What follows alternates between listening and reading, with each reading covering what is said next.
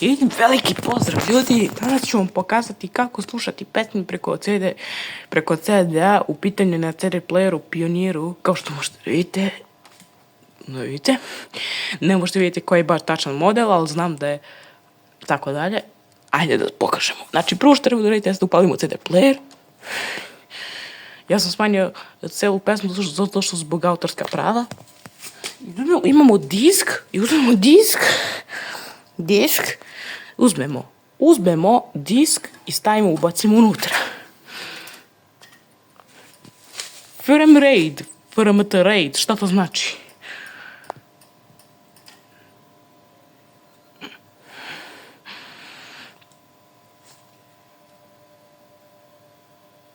Evo, ljudi, kao što možete vidite,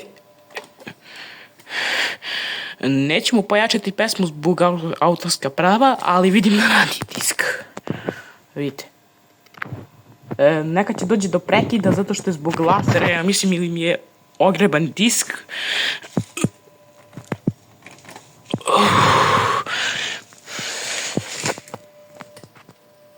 Vidim grešku neku. Ne radi disk. Ajde još jednom pokušaj da ubacimo disk.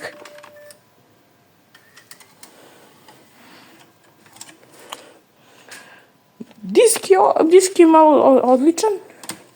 Još jednom pokušaj. Dva pokušaja. Čuje se taj zvuk da neće čitati disk. Uvijek kako je prljav CD player. Error 17.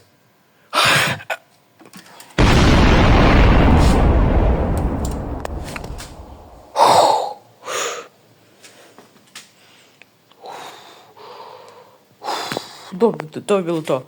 Unesite neki komentar pa ćemo da vidimo. Ćao.